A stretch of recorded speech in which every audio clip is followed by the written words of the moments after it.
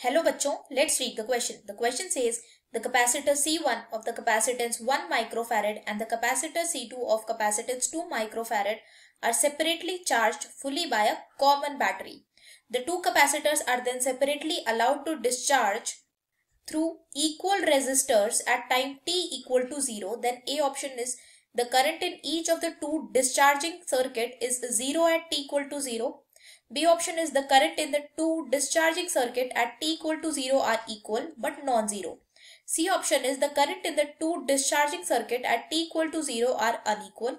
And D option is capacitor C1 loses 50% of its initial charge sooner than C2 loses 50% of its initial charge. तो यहाँ पे हमें discharging circuit एक given है. Initially दो capacitors थे, C1 जो 1 माइक्रोफैरेड का था, C2 जो 2 माइक्रोफैरेड का था. इनको पहले कॉमन बैटरी के थ्रू चार्ज किया गया और उसके बाद इन्हें सेम रेजिस्टर से डिस्चार्ज कराया गया. तो उसके बाद हमें करंट पूछा गया है कि दोनों सर्किट्स में करंट कितना फ्लो करेगा और ये पूछा गया है कि C1 जो कैपेसिटेंस फर्स्ट कैपेसिटेंस है वो जब 50% उसका इनिशियल चार्ज का 50% बच जाएगा तो उस टाइम पे सपोज T1 होगा और C2 जब 50% उसका इनिशियल चार्ज का 50% बच जाएगा तो सपोज उसको T2 हम कंसिडर कर देते हैं.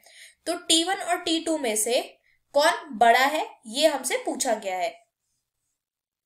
तो इसके लिए जो की कॉन्सेप्ट हम यूज करेंगे वो यूज करेंगे पहले तो, क्योंकि ये डिस्चार्जिंग सर्किट के बारे में बात की जा रही है, तो Q is equal to Q naught e की power minus T by R C लिखेंगे, बिकॉज यहाँ R और RC सर्किट है तो डिस्चार्जिंग सर्किट के लिए हम ये यूज करते हैं फर्स्ट. एंड सेकेंड हम यूज करेंगे V is equal to I R. V that is Ohm's law, तो V voltage, I current and R resistor है, यहाँ रेजिस्टर. तो ये की कॉन्सेप्ट हम यूज करेंगे. अब अगर हम अपना फर्स्ट ऑप्शन देखें तो उसमें गिवन है the current in each of the two discharging circuit is 0 at t equal to 0. But अगर हम यहाँ करंट को देखें तो हमने बोला Q is equal to Q naught e की power minus T by R C होता है. तो यहाँ पर डिस्चार्जिंग सर्किट के लिए करंट कितना हो जाएगा, अगर हम I1 लें करंट ऑन 1 माइक्रोफैरेड कैपेसिटर तो I1 हो जाएगा I e की power minus T by C1 into R.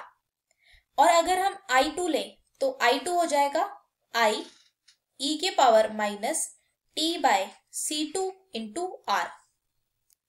अब इनको सेम बैटरी से चार्ज किया गया था और सेम रेजिस्टर के थ्रू डिस्चार्ज किया गया था, तो हम बोल सकते हैं जो करंट 1 में फ्लो कर रहा होगा वही सेम करंट 2 में फ्लो कर रहा होगा और इसकी वैल्यू हो जाएगी V बाय आर के इक्वल. तो हम बोल सकते हैं कि जो करंट है t इक्वल टू 0 पर वो दोनों के लिए सेम है बट 0 नहीं है. तो फर्स्ट ऑप्शन तो यही हो जाएगा कि ये गलत हो जाएगा, बिकॉज यहाँ गिवन था कि current in each of the discharging circuit is 0 at t equal to 0, तो ये गलत हो जाएगा क्योंकि 0 नहीं है, ये होगा V by R. Second option हमें गिवन है the current in the two discharging circuit at t equal to 0 are equal. सही बात है, इक्वल है दोनों के लिए बट नॉन जीरो. सही बात है क्योंकि ये 0 भी नहीं है, V बाय आर है, तो बी ऑप्शन करेक्ट है. सी ऑप्शन में हमें गिवन है the current in the two discharging circuit at t equal to 0 are unequal. Unequal नहीं है क्योंकि सेम बैटरी से इन्हें चार्ज करके सेम रेजिस्टर से डिस्चार्ज किया गया था, तो ये अनइक्वल नहीं हो सकते, तो ये ऑप्शन हमारा गलत है. अब अगर डी ऑप्शन हम चेक करें तो डी ऑप्शन में हमें गिवन है that capacitor C1 loses 50% of its initial charge sooner than C2 loses 50% of its initial charge. तो बेसिकली हमसे बोला गया है कि T2 ग्रेटर देन T1 हो रहा है या नहीं हो रहा है, ये हमसे पूछा गया है. तो हम अगर इसको अब कैलकुलेट करना चाहते हैं तो हम लिखेंगे that Q1 is equal to Q e की power minus T by C1 into R और Q2 को लिखेंगे हम, यहाँ 1 माइक्रोफैरेड लिख लेते हैं और ये Q2 डैश और यहाँ Q1 डैश. तो Q2 is equal to E की power minus T by C2 into R. R की वैल्यू दोनों के लिए सेम थी, इसलिए हमने इसे आर आर ही लिखा है, और सी की वैल्यू दोनों के लिए अलग थी, वो 1 माइक्रोफैरेड और ये 2 माइक्रोफैरेड का था, तो इसलिए हमने इन दोनों को अलग अलग लिख लिया। अब यहाँ बोला गया था कि 50% डिस्चार्ज हो रहा है, तो 50% डिस्चार्जिंग के बाद जो Q1 डैश की वैल्यू आएगी वो आ जाएगी Q1 बाय 2, और जो Q2 डैश की वैल्यू आएगी वो आएगी Q2 बाय 2। तो अब 50% डिस्चार्जिंग के बाद अगर हम इसको लिखें तो हम लिखेंगे आफ्टर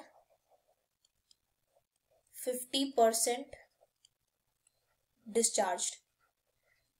तो यहां अब इक्वेशन जो बनेगी वो बनेगी Q1 by 2 is equal to Q1 e की power minus T by C1 into R, और इधर इक्वेशन बनेगी Q2 by 2 is equal to Q2 multiplied by e की power minus T by C2 into R.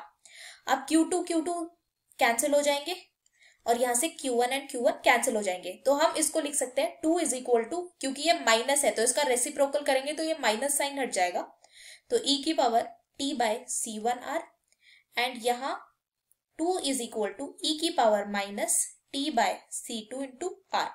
अब यहाँ देख सकते हैं हम कि t की वैल्यू अगर हमें लिखनी है तो यहां से T1 is equal to C1 are ln2 लिखेंगे, और T2 की वैल्यू लिखेंगे हम C2 आर ln2। अब ये जो R ln2 है ये दोनों के लिए कॉमन चीज है, तो T1 की वैल्यू जो होगी वो C1 के डायरेक्टली प्रोपोर्शनल है, मतलब टाइम जो लग रहा है वो डायरेक्टली प्रोपोर्शनल है कैपेसिटेंस के, और C2 बड़ा था C1 से, since C2 is greater than C1 तो हम बोल सकते हैं T2 is also greater than T1, because C2 की वैल्यू 2 माइक्रोफैरेड थी और C1 की वैल्यू 1 माइक्रोफैरेड, तो T2 T1 से बड़ा हो जाएगा। तो डी ऑप्शन भी हमारा करेक्ट ऑप्शन है, क्योंकि यही हमसे पूछा था कि T2 बड़ा होगा T1 से या नहीं होगा। तो जो हमारे करेक्ट ऑप्शन है वो है option B and option D. I hope you understood this well. Thank you so much. All the best.